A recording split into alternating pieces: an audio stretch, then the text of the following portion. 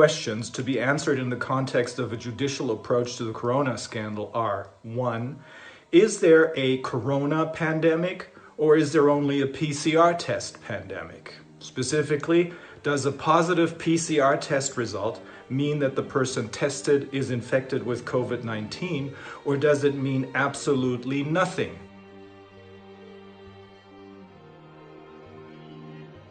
I am Rainer Fulmich, and I have been admitted to the bar in Germany and in California for 26 years.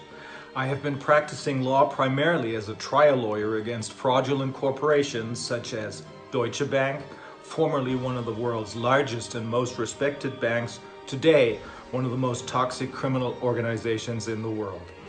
VW, one of the world's largest and most respected car manufacturers, today notorious for its giant diesel fraud, and Kühne and Nagel, the world's largest shipping company. We're suing them in a multi-million-dollar bribery case. I'm also one of 4 members of the German Corona Investigative Committee. Since July 10th, 2020, this committee has been listening to a large number of international scientists and experts' testimony to find answers to questions about the corona crisis, which more and more people worldwide are asking.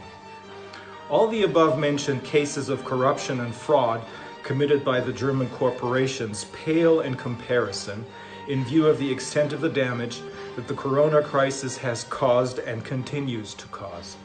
This corona crisis, according to all we know today, must be renamed a corona scandal, and those responsible for it must be criminally prosecuted and sued for civil damages.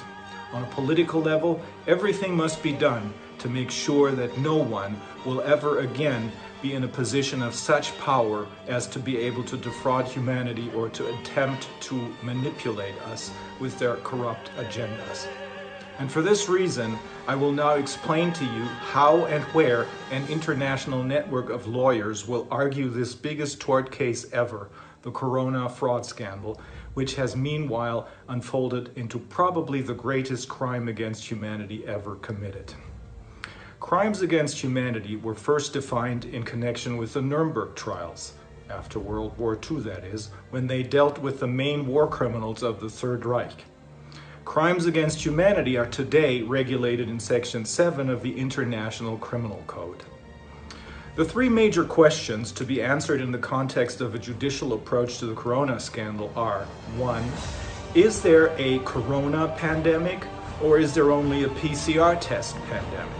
Specifically, does a positive PCR test result mean that the person tested is infected with COVID-19, or does it mean absolutely nothing in connection with the COVID-19 infection?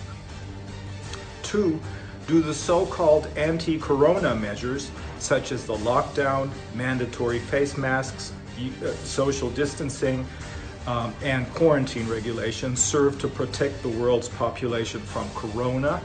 Or do these measures serve only to make people panic so that they believe, without asking any questions, that their lives are in danger, so that in the end, the pharmaceutical and tech industries can generate huge profits from the sale of PCR tests, antigen and antibody tests, and vaccines, as well as the harvesting of our genetic fingerprints? And 3, is it true that the German government was massively lobbied, more so than any other country, by the chief protagonists of this so-called corona pandemic, Mr. Drosten, virologist at Charité Hospital in Berlin, Mr. Wheeler, veterinarian and head of the German equivalent of the CDC, the RKI, and Mr. Tedros, head of the World Health Organization, or WHO, because of Germany is known as a particularly disciplined country and was therefore to become a role model for the rest of the world for its strict and, of course, successful adherence to the corona measures. Answers to these 3 questions are urgently needed because the allegedly new and highly dangerous coronavirus has not caused any excess mortality anywhere in the world, and certainly not here in Germany.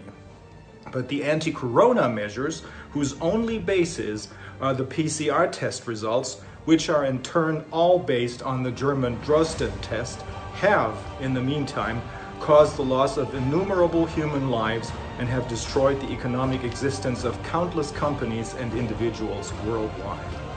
In Australia, for example, people are thrown into prison if they do not wear a mask or do not wear it properly as deemed by the authorities.